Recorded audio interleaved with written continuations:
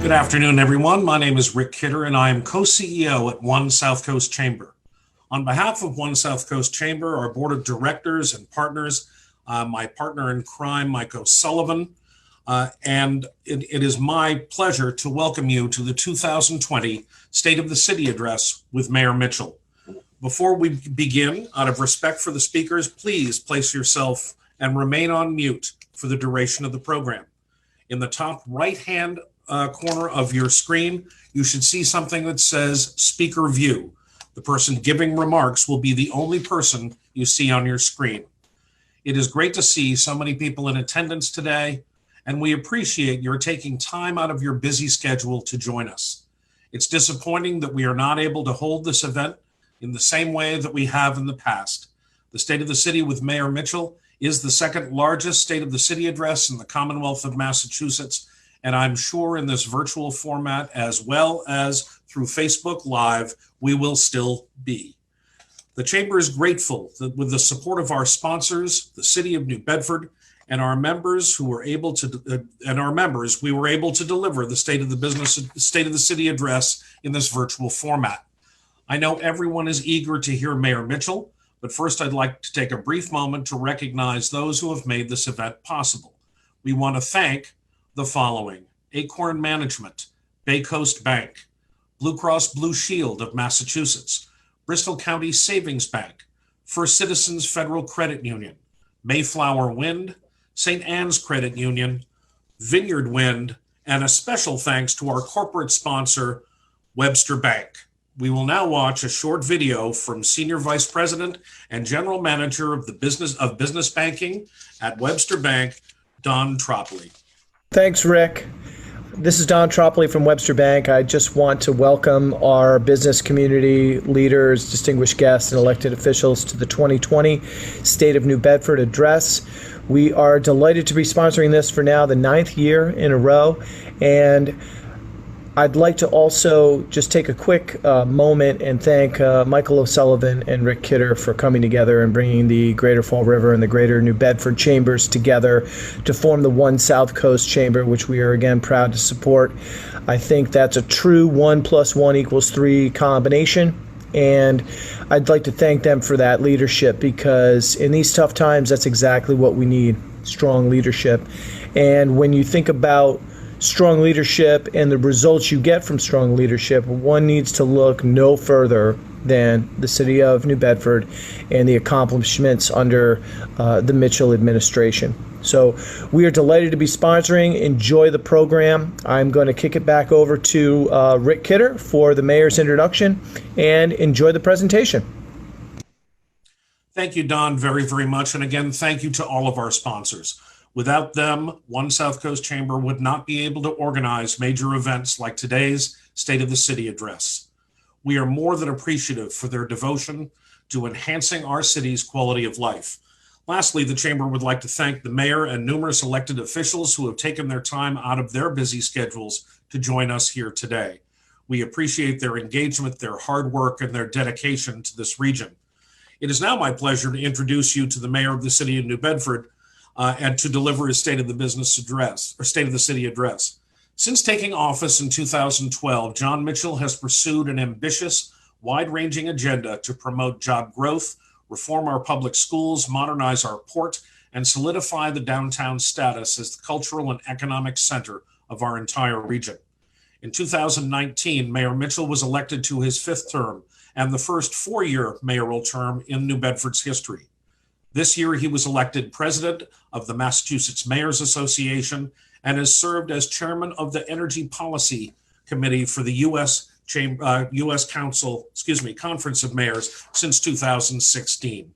In his time as mayor, New Bedford schools have been released from state monitoring, high school graduation rate has improved markedly, and the latest round of test results have shown considerable progress in our elementary schools. The city's comprehensive energy plan is saving city government, taxpayers, and homeowners millions of dollars in reduced utility bills.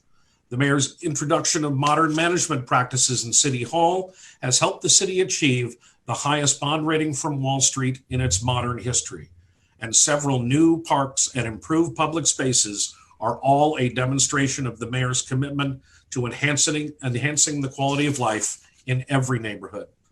This year, our world, our nation, and city have been faced with a once-in-a-century pandemic that has upended every aspect of our lives. The city of New Bedford came under Mayor Mitchell's leadership, responded quickly and effectively to combat the coronavirus by imposing strong orders to protect public health in large workplaces that have been touted as a national model, protecting senior living facilities, and initiating the distribution of masks available to every resident of the city. While this year has presented a great challenge to New Bedford and beyond, Mayor Mitchell's administration has taken decisive action to protect the health and safety of all city residents and carefully manage the significant financial impacts of coronavirus in our city. Thanks again for being here today, and we all look forward to your remarks. Welcome, Mayor Mitchell. Good afternoon, President Lopes, city councilors, and residents of New Bedford. Let me begin by offering my thanks to Rick Kidder and the Chamber of Commerce for hosting this first ever remote State of the City address, and for all of your support for small businesses in southeastern Massachusetts during these trying times. I also wish to thank our sponsors for their exemplary corporate citizenship and unwavering commitment to the betterment of our region. In more ordinary years, I come before you to report on the city's progress on a host of fronts, ranging from school performance to fisheries regulations to municipal health care. We cover many topics. But this year is no ordinary year. Since March, our attention has been consumed by a public health crisis the likes of which the world has not faced in a century.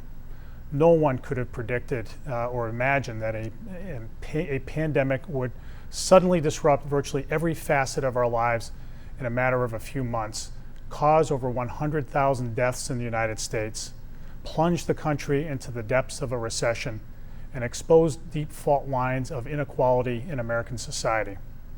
There has been tremendous loss and hardship here in New Bedford. As of yesterday, 135 of our residents have died from COVID-19. Over 2,300 have tested positive, and hundreds have fallen ill. Our unemployment rate in February was at approximately 5%, and by May it had leapt to 24%. Behind these numbers, behind every dot on the graphs we see every day, are our fellow residents. Some have suffered the loss of loved ones for whom they didn't get a proper opportunity to say goodbye. Others have lost their jobs and wonder how they will support their families. Many, especially the elderly, have felt the pangs of loneliness in their isolation. Still more wonder whether their children will have a full opportunity to pursue their education. And everyone has felt the anxiety of not knowing when it'll all end. There's no sugarcoating it. The pain is real, it is wide, and it is deep. And it could have been much worse. When COVID-19 arrived, New Bedford was especially vulnerable. Given the city's older than average population, the prevalence of underlying health conditions, and our large industrial workforce for which working from home is not a possibility, the predictions were that New Bedford would be among the worst hit places. The history of pandemics showed that those who waited to confront the threat of disease or tried to wish it away suffered the most. So we knew we had to act fast, even before we had all the information we'd like. We began shutting down events like the city's annual half marathon and ordering the closures of activities before there was a single confirmed case in the city. This may have seemed abrupt at first, but as I said along the way, I'm willing to take the risk of being accused of overreacting if it turns out to have been a false alarm. At the same time, we raced to gain an understanding of what was happening.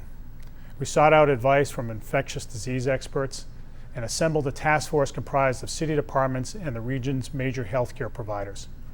We met every morning and focused on 5 priorities: supporting the capacity of the healthcare system to manage a surge of patients, protecting vulnerable residents, providing the public with timely information, enforcing and encouraging social distancing, and maintaining the continuity of city government. We didn't wait around for the state or anyone else to tell us what we had to do. The robust communication among our team and with our residents enabled us to develop and refine over time a comprehensive set of policies and measures to protect the public and slow the spread of the disease. All of it was targeted to the particular circumstances in our city and region, and some of it was groundbreaking. Consider, for example, the following. When the state was moving in other parts of Massachusetts to set up dedicated COVID-19 facilities, we couldn't afford simply to wait our turn. Working with SouthCoast Health and the Essex Group, we commandeered 2 recently closed nursing homes and got them ready to take on patients. We were one of the first places in the Northeast to establish a contact tracing system. In light of the outbreaks in Midwestern meatpacking plants, we knew that workers in our enormous cluster of seafood processing plants were vulnerable. In consultation with businesses and labor organizations, we quickly pulled together industrial workplace protections, which National Public Radio later called a model for the rest of the country, and we were able to stave off a major outbreak in those facilities. We helped to set up a first-of-its-kind testing program for fishing crews so that they could continue to go out to sea and provide food for the country. We issued a first-of-its-kind emergency order to protect seniors living in nursing homes and other residential facilities. We set up a comprehensive system of protections for our police officers, firefighters, and paramedics, which have been responsible for New Bedford's having among the lowest percentage of infected emergency personnel of any city in the Northeast. And with the help of Joseph Abboud Manufacturing, we became the first city in the country to offer a free mask to every single resident. The list goes on. Suffice it to say, New Bedford thus far has been spared the worst of it because we didn't hesitate, we were creative, and we worked as a team. I am grateful for the dedication of so many along the way. City employees, healthcare workers, first responders and emergency personnel, fishermen, fish house employees, truck drivers, and so many others. While everyone was being told to stay at home, they didn't have that option, and they kept our city functioning. I'm extremely proud of our residents for rising to this challenge. They have been level-headed, disciplined, and upbeat. They have modeled the response we'd hoped for the rest of America, and they have been directly responsible for keeping themselves and their loved ones safe. I appreciate the cooperative spirit in which the City Council has responded to the crisis and the support they've offered the administration and our residents alike. Let me make clear that none of this should be interpreted as a victory lap. I can't emphasize enough that there's a long way to go. My point in reviewing the approach of city government and the response of our residents is to underscore that we are capable of dealing with the challenge. It won't be easy. The situation will evolve and we'll have setbacks, but there's more we know now about COVID-19 than when it arrived, and we've demonstrated to ourselves that we are up to the task. So how do we make that happen? It starts with coming to terms with the reality before us. The virus will still be around for a while. If history is any guide, a second wave of cases is inevitable. And we can't assume that a vaccine will arrive by the end of the year. Indeed, the first question about a vaccine rather should be if, not when. There are many examples of viral diseases for which no vaccine has ever been developed, including the Spanish flu and AIDS. Even if one is developed, clinical trials will take a while, as will the ramp up in production of enough vaccine to inoculate every American, not to mention billions of others around the world. Moreover, the scientific consensus is that at most only 10% of the American population has contracted the virus, and that herd immunity would not take effect until well over 50% of the population has been infected. There are plenty more people out there right now for the virus potentially to infect. The arrival of COVID-19 may have changed our lives like the flip of a switch, but it's a switch that doesn't work in reverse. It'll end eventually, but it won't be right away. This reality is hard to accept, as nothing like it has happened in our lifetimes. It is natural to wish that it were over and that we could go back to the way things were, but the open-endedness of this crisis makes it different from other calamities like natural disasters whose effect is finite. We know more or less when the damage will stop. Not knowing whether you or a family member will get sick, whether you'll have your job, and when, if ever, you can hug your close friend or engage in countless other normal activities is stressful and anxiety provoking. The good news is that the way forward has become clearer. The virus can be managed. We've seen other countries do it. We've done it ourselves in the last few months in our effort to flatten the curve. At the root of it is an idea we're all familiar with by now. The aim is to arrest the spread of the disease by depriving it of available hosts. That means we have to keep people physically apart more than they normally would be, closely monitor the disease through testing, isolate infected individuals, and provide them the medical treatment they need to get better. It's the same approach as before, and it's becoming easier and more effective. Compared to even 2 months ago, the availability of tests has greatly expanded. The tests are more accurate, and the results are produced more promptly. Healthcare providers and government agencies, meanwhile, have become more proficient in analyzing data and reacting to it through contact tracing and other measures. And the healthcare system has a much greater understanding of how to treat the disease before someone becomes critically ill. You'll recall the feverish concern a few months ago about the supply of ventilators. You don't hear that as much now, in part because improved treatments have made it unnecessary to put as many patients on ventilators. City government will continue to do everything in its power to protect our residents by working to get out ahead of the disease.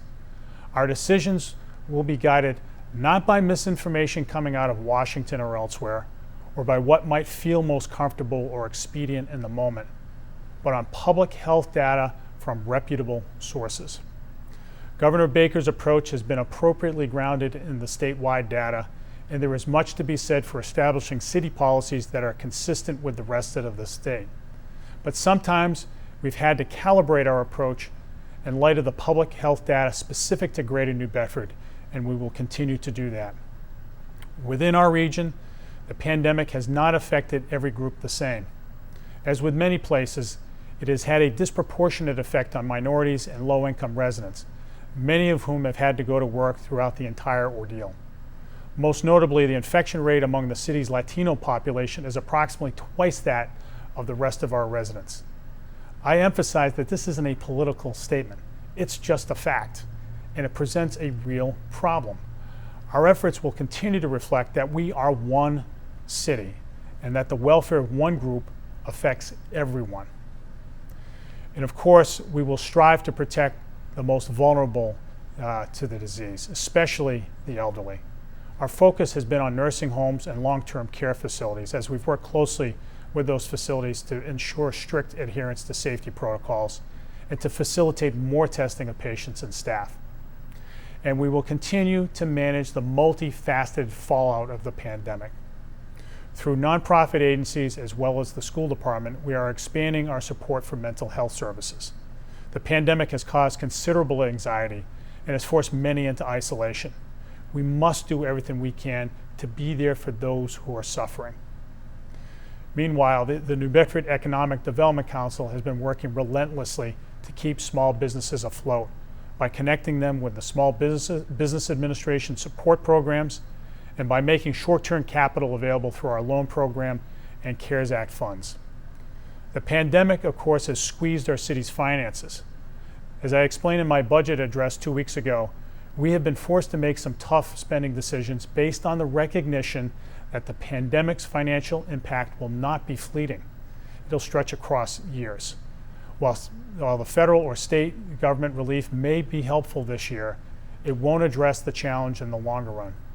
We have to make adjustments now so that we don't find ourselves in a real pinch later on. Tough decisions also will need to be made in how we open our schools.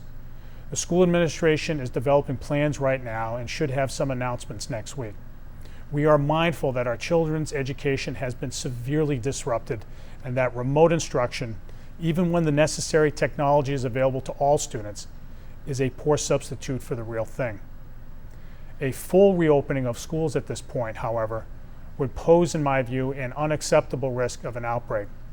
The reason is essentially that there isn't enough room or staff to separate out our students sufficiently to lower the risk. Feeding and transporting students also become complicated for similar reasons. I wish to express my heartfelt appreciation to our school administration, principals, teachers, and other school department personnel for all their hard work in educating our students under difficult circumstances this past spring and in preparing for the upcoming school year. Much will continue to be asked of them, and I know they are up to the challenge. To the students in our city whose formal education and overall school experience has been materially interrupted, I want you to know that it pains us that you have been forced to sacrifice. You've lost a piece of your education, as well as experiences that are an important part of growing up. The proms, the sports seasons, the performances, and so many other things. Know that the adults who made these decisions have done so for the sole purpose of protecting you. It is our hope that you will grow in strength and wisdom from this experience, and we will do everything we can to keep you on track to pursue your aspirations. So yes, government is working hard to manage the situation, but it can't be stressed enough that the primary responsibility of holding back the disease rests with all of us, together. It starts simply with this: maintain social distancing and wear a mask when social distancing isn't possible. We're far enough into the pandemic at this point to know, based on the findings of medical science and our success in flattening the first curve, that these practices work. We'll need to make these habits second nature, like tying your shoes or brushing your teeth. It's something that we should do without thinking twice about it. Let's just ignore the noise of political posturing about mask wearing. The virus certainly doesn't care about anyone's political opinions. Instead, let's continue to make mask wearing a sign of respect for others, especially the more vulnerable among us, and a demonstration of our devotion to friends and family we could not bear to lose. Every time we don a mask in public, we are sending a quiet but powerful message that New Bedford residents care about themselves and respect one another. And there are other ways to support each other. Seemingly minor gestures can go a long way. Check in on friends and family, especially seniors living alone, if for no other reason to convey to them that you were thinking about them. Offer friendly reminders to people who may be a little too casual about social distancing. And at the risk of sounding paternalistic, don't forget to take care of yourself. Observe a routine. Get some sleep and exercise. Maintain your social connections. And if you need help, don't hesitate to seek it out. If we stick to these basics for ourselves and for one another, we will assuredly be safer. Safety is our foundation, but emerging from our current trial as a stronger city will require collective resilience. Resilience means more than just surviving. It means not just withstanding the challenge, but also springing back stronger. We may not know exactly when the pandemic will end, but rest assured it will end. When that happens, what kind of city will we have? The world will have changed. Things will be normal, but not the old normal of a few months ago. We will ask ourselves what we did to come back stronger. What will our answer be? It would be natural right now to simply hunker down and wait for the storm to pass. It would be easy to declare that the pandemic is a lot to manage right now, and we'll get to the other stuff later. But building a city worthy of our children and grandchildren requires the gumption to press on, despite the stiff headwinds of the plague. There are many examples in our nation's history when, in a time of tribulation, we chose to press on, rather than curl up in a ball of self-protection. One of the most inspiring is the Doolittle raids early in World War II. In the immediate aftermath of Pearl Harbor, America's confidence was shaken. We weren't at all prepared for war, much less on a global scale against formidable enemies. There was a looming sense of panic that after their wide-scale attacks across the Pacific, the Japanese would attack the West Coast. The country was down on itself. Then, an Army Air Corps lieutenant colonel named Jimmy Doolittle stepped up and said, the best way to respond to Pearl Harbor would be to launch a massive bombing attack on the Japanese mainland as soon as possible. It didn't matter that at the time, Japan had one of the most advanced and best equipped militaries in the world, or that the U.S. didn't have planes that could make the return trip, not knowing that many flight crews would be lost, and that this one attack would hardly debilitate the Japanese, Doolittle and his squadron, with the support of President Roosevelt, launched the attack in April of 1942, hitting industrial facilities all across Japan. The sheer audacity of the attack sent a clear message that while the United States may be down, we are coming back. And it was an enormous psychological boost to the American war effort. We're dealing with our own crisis right now, a very different one, and we in New Bedford do not pretend to act on a national scale. But we can take a page out of Doolittle's book. When things get tough, those who press on despite the headwinds of adversity will thrive in the long run. So, we are pressing on with the work of building a stronger, more vibrant city. Right now, we are rebuilding our port on a scale not seen here in decades. In the next few years, new or refurbished port facilities will come online that will support the continued consolidation of the East Coast fishing industry here and the arrival of the offshore wind industry, creating more job opportunities for our residents. Pandemic or no pandemic, we will become the East Coast maritime economy leader. We are rebuilding our city streets and making major investments in our public safety facilities and parks. We are restoring historic treasures like the First Baptist Church and supporting the comeback of our arts and culture sector. The SouthCoast Rail Project has not hit pause, and in a few years will offer passenger rail service to Boston, creating still more job opportunities. We are readying the city for the effects of climate change right now, and our new climate action plan will help us navigate the new realities of a natural world in flux. And we are continuing to remake our schools so our children receive the educational opportunities they deserved. I offer these as examples of our determination, but also as reminders that the life of our city goes on, and that this dynamic place called New Bedford is reinventing itself every day. Indeed, each of us contributes to our city's history in ways large and small. And that is why we should be mindful of how others, perhaps years in the future, will look back on this time and look back on us. Make no mistake, they will judge whether elected officials and residents alike acted for the betterment of the city in the long term, even when things were trying in the short term. So let us leave them no doubt that in 2020, New Bedford was tough, New Bedford was determined, and New Bedford was united when it mattered most. Thank you for listening. Be well and be strong. Thank you, Mayor Mitchell, for taking the time today to address the business community.